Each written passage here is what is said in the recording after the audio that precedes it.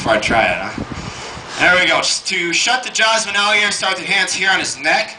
This is your safety zone. He can swing his head side to side as much as he wants. He'll never get your hands as long as they're right there.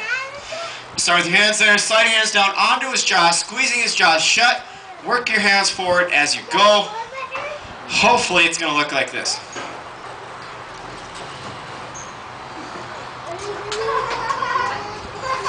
Okay, once you have those jaws shut, immediately rock back with the alligator's head. This prevents the alligator from rolling underneath you. A couple things could happen if he started rolling. I might get tangled up in his foot or his big tail back there. And we'd both be rolling around here on the rocks. Eventually we'd have to stop.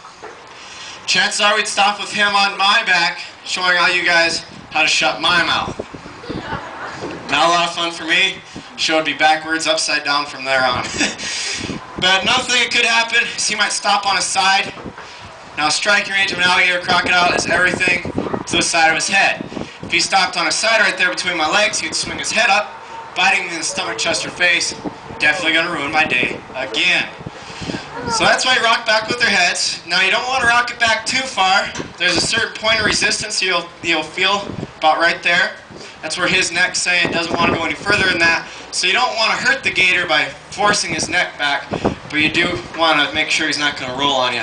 And this won't hurt him, keep him from rolling. That's why.